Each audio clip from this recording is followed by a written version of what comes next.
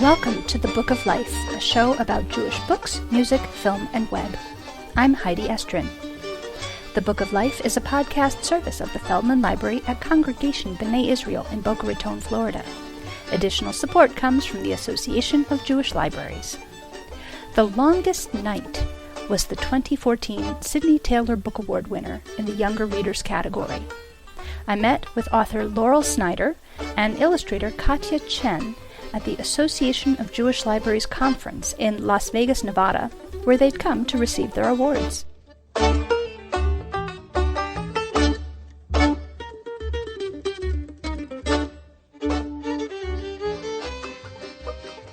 We had an interesting conversation earlier about how, being that I'm not Jewish, illustrating a Jewish book, if I wanted to talk about this book and do book signings, visit schools, what would be appropriate?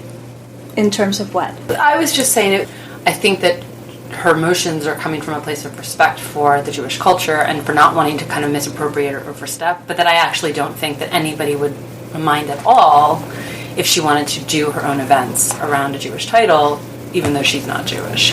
Oh, you mean if you were doing events without Laurel to go speak about But if she book. wanted to come to your synagogue and do an event and talk to the kids about making the art for the longest night... Would that be something that would be it would be totally fine. I think a lot of Jewish organizations would be welcoming because the topic is relevant to them. So it doesn't matter that the person is not a member of the tribe, it's that we're all interested in the same topic, so let's talk about it.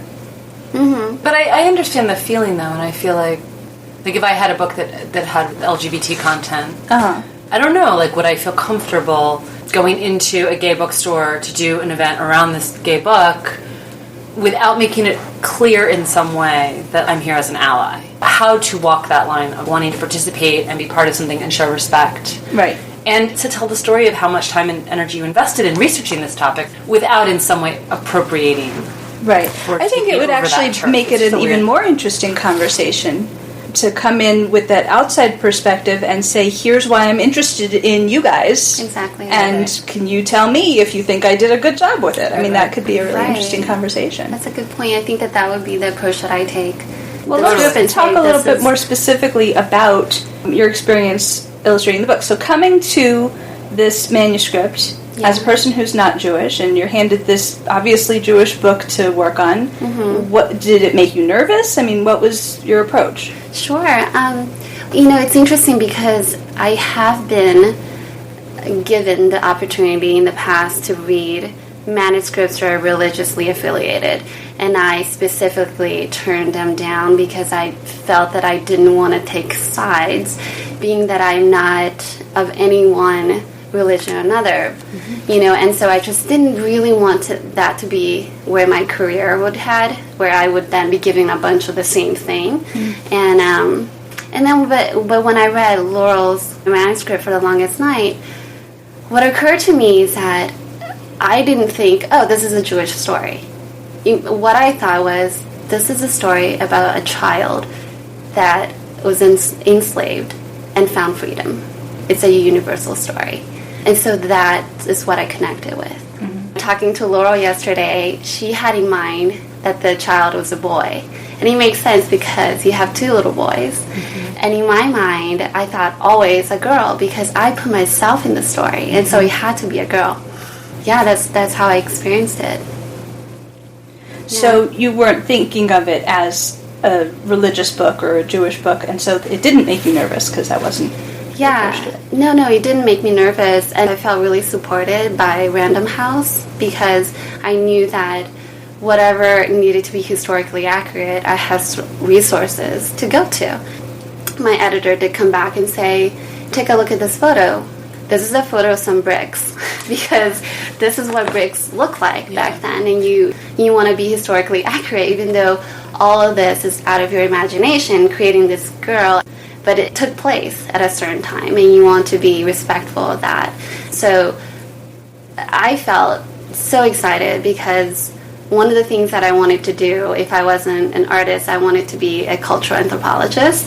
So in a way, it really felt like here I was digging into this new world and learning about it and looking at photos. And this book took a surprising amount of vetting. I was not prepared for the degree to which we were going to have to do research and go to experts. Mm-hmm. Probably in part because the versions of this story that I read as a child were not accurate. The pressure put on books 30 years ago to be historical for a kid were just different, I think. Yeah, like what phase the moon would have been in at what season, or what the bricks and the buildings looked like, or what the buildings would have looked like. One of the things we got into a lot was I've always envisioned, based on my childhood readings, that in ancient Egypt there would have been like slave land off in one part of Egypt, and then there was Pharaoh land where Pharaoh and all the rich people lived. And so I had written the story with that in my mind, and it turns out that what we know about ancient Egypt would indicate that what's most likely is that if there were Israelite slaves in Egypt at that time, they would have lived within a family. It would have been more like the American South. You'd essentially have a family set of slaves living with a family. Right, so the idea that all these people could run out together to the square, suddenly start marching to the sea, it would have been a very different process. Mm-hmm. There were things like that where this kind of kept popping up and being like, but they wouldn't have lived in a house like this, and they wouldn't have had a cot, and they wouldn't have had a window, and they would, like, this sort of, we had to go round and around in circles to kind of pull our version of the story together with historical accuracy in a way that I was like, it's the Bible. Can't we just kind of go on what the text has and just imagine the rest? And they were like, no, you have to make the text of the Bible meet the historical texts that we have that tell us what the culture of that time would have been like, and the geography and the weather and the whatever. Those two things have to be reconciled as much as you can humanly reconcile them. Crazy. So editors don't get credit often enough, and it sounds like your editors worked you really hard. So tell us who it was. So Lee Wade was my editor for this book. Emily Safe also, she's now no longer at Random House, but she also worked very hard on this manuscript. And then Natalie Blitt was very helpful as an outside resource, and my friend Vicki Schechter, a friend who's a docent, and she writes classical young adult novels and does a lot of research at the Carlos Museum in Atlanta. So I think I went to her. She had some friends, but it really was sort of reaching out into the world and saying, does anybody know somebody who knows something about the construction of Egyptian slave houses, whatever that would have been in our imaginations, because we don't know if they actually existed. Like, if they did, what would they be? Right, and then you're running into people who are holding sort of to the biblical text, going like, how can you even question that? And I'm like, well, then show me something. If you want me to accept that this is a truth of history, you have to show me something to base this book on. Otherwise, I have to turn to the historical text. Mm-hmm. You probably got caught up in the aftermath of that. We were having these initial conversations, and then she's getting notes, probably. That's so interesting. I didn't know that was the conversation behind the scenes. I thought that it was all coming from you. No, oh my God. I actually didn't know that it was coming. I just wrote a poem. I had no idea what I was doing. So I thought to myself, that's why I'm meeting you. I had such a different idea of you. Not that I was exacting academic. Oh my God. I'm a little academic, and I didn't want to make Laurel angry. She had a lot of notes. Funny. None of that came from me. Okay. None of that came from me. In fact, I had pictured the book as a boy, and I didn't even suggest that change. Like, I, generally speaking, don't suggest changes. So were you surprised to see the pictures coming back with a girl protagonist? Completely shocked. And did it bother you or freak you out? I feel like those are the really magical moments in collaboration. I looked at the girl, and it made so much more sense. Here's this story, there's this relationship with the mother, there's this relationship of the older sister, which I totally related to as an older sister. There's also the fact that this is such a male story. We learn it as Moses' story, we learn it as God's story, we learn it as Pharaoh's story. It's such a male story. The idea that this now becomes a sort of feminized story and a child's story at the same time. There were like 14 different reasons why it made so much sense that it was a girl, but I didn't know that until Catia told me that. Wow. And I feel like that's what you want in a creative collaboration, is to be open-minded enough that when it comes back to you different, you can recognize that it's true. And that's something I'm really grateful for, because it hasn't always been that easy between collaborators on any given project. So it's not to be taken for granted that you were that open-minded and willing to have it be a girl as opposed to a boy. Yeah, but I'm a real stickler for bricks. I know. When that note came to me, I thought, so funny. Wow, Laurel, she really... No, I think there were a couple of illustrations where I remember saying that's not how I pictured it. And I worked with Rachel Cole as our director. and saying, like, I pictured the house more round, or I pictured things like that. But they were never intended as criticisms. It was just sort of, that's not what I saw. Mm-hmm. And I think it's really what you said about the magic of working with an illustrator, working with author, is that it's never 1 + 1 = 2. It's 1 + 1 = 3. Right, and that's when the magic happens. Because how boring would it be if you said, oh, a cat walked into a room and sat down on a chair, and it was exactly a cat coming into a room, sitting in a chair. And that does happen sometimes, and you sort of look at it and go, yep, that's exactly what it said. Yep. All right, it's accurate. Like, it's not always magical. Right. But you always hope that something that elevates the story, because in a way, there's so much that goes into a story that you want the illustrator to take it that far, and you hope that it happens. Well, and I think sometimes for those of us who work in words, I'm not a terribly visual person. Sort of, I can only say I know it when I see it, but that's not of any use to anyone for illustration notes, right? And I remember turning through that manuscript, and particularly the last spread where they're out and dancing, and then the spread where they're going through the Red Sea. Yeah. When I turned to that page, like, my breath caught and my eyes watered. There's just moment of, like, oh, that's it! Like, she got it, but I couldn't have described that image because I don't have that visual sense. Mm-hmm. It's like you hand off this manuscript, and then somebody else with a totally different brain takes it and turns it into something else, and when you're really lucky, you get that moment, your breath catches and you goose flesh, and you go, like they saw something that I saw in my own head. Mm-hmm. Yeah, and it's the same moment for me. Because when I read a manuscript, I get moments like that.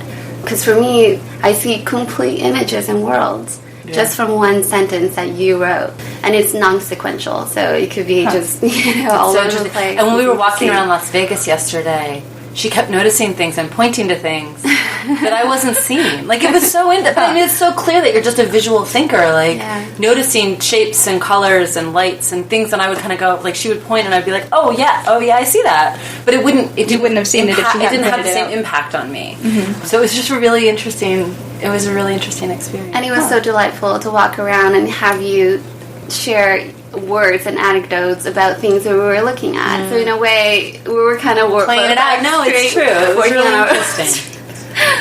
It was true. It's very weird how rare it is that you meet the illustrator that you're working with as a writer, or the writer that you're working with as an illustrator. So it's a special experience when it happens. It is. Well, let's talk for a minute about the Sidney Taylor Book Award. Mm-hmm. So, Laurel, I know you already knew about it. Yes, Catia, were you familiar with the award before you went? I was not familiar, but then I read what it was about, and I was really moved and happy that this book is getting the recognition that it deserves. Something that I read about the Sidney Taylor Award is that it highlights a book that bridges relationship between people. So it's a book that it's both for the Jewish community but for non-Jewish as well. Mm-hmm. And I thought, of course, yes, that's what this book is. And so it was really wonderful. What was your reaction? I just kind of screamed. I mean, I knew what it was. I knew what it was. So I sort of jumped around and told my husband, and he jumped around, and the kids jumped around. Mose said, "Mommy's famous." I said, "Well, maybe not famous, but like it's a really nice thing to have happen." No, it means a lot to me. I've spent so much time the last couple of years. I have several other Jewish picture books in the world, and I spent a lot of time the last couple of years in the Jewish book community, in libraries and GCCs and day schools and synagogues and book festivals, and this really has begun to feel like a community for me in a way that I have not always felt that I had a home in the Jewish community, that like the Jewish book community and the Jewish library community has felt like a place where I can be and fit in, even though I don't always fit in. And so it just feels like, for me, it just feels like a culmination of that. And it's exciting to have, I knew you went, I saw you go from not having any Jewish children's books and sort of just wondering if you could be part of that, all the way through deciding to dip your toe in. Well, I mean, I think that our conversation, that very first podcast that we did, was the very, very, very beginning. I mean, definitely early on in the stages of me even thinking about trying to do something like that. So you definitely have been a part of that journey. I can take credit for your award. No, you're the first person. You're the first person who ever suggested that I should. that, and then my sort of conversations with Natalie Blitt led to it. But definitely you were part of this podcast. Was part of the process. Totally That's part amazing. of it. This podcast series and then the PJ Library program were definitely the catalysts for that. Cool. Wow. So you're familiar with the author Sydney Taylor, right? Yes. And Catia, were you? I read about Have you read All of a Kind Family? No. Even as a grown-up, you'll enjoy it. You should go back. We should give a big plug and say that in addition to being the name of this wonderful award, the Sydney Taylor books are about to be re-released and come back into print through Lizzie Skornick Books. Oh, wow. Which is a wonderful new imprint. Nice. And I'm very excited about that. And there will be a bunch of buzz about that, I think, in the fall and winter. Great. Yes, that is exciting because I don't know how they keep going out of print because everybody loves them, but it's good that they do keep coming back in waves. So it's almost time to go, and I don't have any particular question in my head, but what else would you guys like to talk about? There was a big conversation about what very specifically this book could handle. And the text changed a lot, too, for this reason. That what can children handle? And what do you want to put on a shelf where the children can reach for it without supervision? Mm-hmm. And so I feel like in addition to taking out the specifics of the 10th plague, which I had mixed feelings about, we also decided that it needed to be not realistic in terms of illustration. Because the easiest place to go with wanting sort of beautifully done, lush, painterly illustrations for a book like this, a serious book like this, I tend to think of something like Kadir Nelson, or like somebody who has this very realistic sort of painterly style.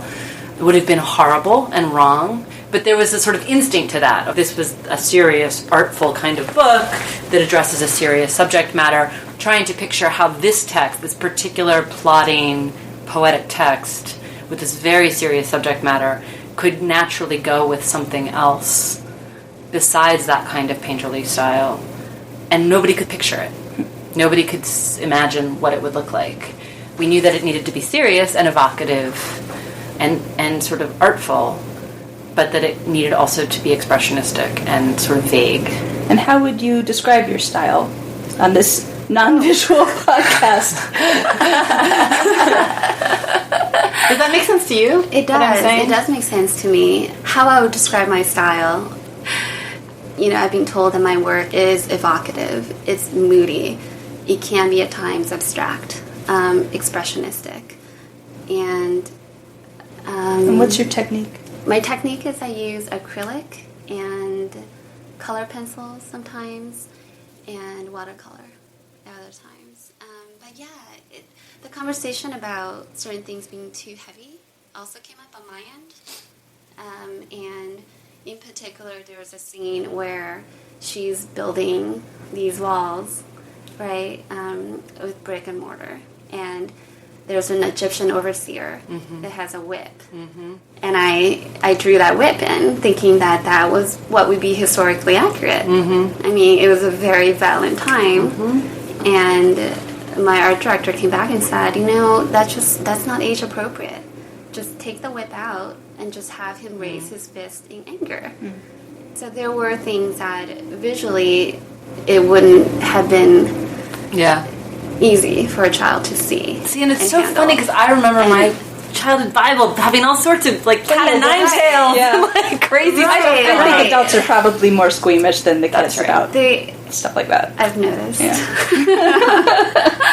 So there's that definitely on my end as well. But it makes sense what you're talking about in terms of the style that you would have naturally fit into this, but then thinking that maybe a much more abstract, open style, which it's funny because I think in working on this book, my style, I was pushed in a direction of realism that I normally don't go into. Mm-hmm. Because when you look at my work, it's way more stylized than what I actually did for this book. Yeah. So this is your most realistic. Yeah, because there's a lot with talks about, photo reference, about making sure that people look the way they did, making sure the Egyptians look that way, this and that. I mean, I really couldn't take it that far in one direction. It's so funny, and my favorite spreads are all the ones that are less that way. I love the frogs, with all the perspective stuff going on. Yeah. And I love the sea, just that rush of the sea. Yeah. And so I actually really love the wolf, that crazy moment. Yeah. But those are my favorite places in the book, are the places where it starts to blur. I like that. I like to hear that because those are the moments where I actually took a lot of freedom and just had no constraints. Thank you, guys. This is an awesome conversation. Thank you. Whenever I talk with Laurel, it always ends up being very free-flowing and interesting and not as interviewee as some of my other conversations. So this was a lot of fun, and to rope Catia into it, too. It was great. Thanks, you guys. Thanks so much, Thank Heidi. you. Really appreciate it.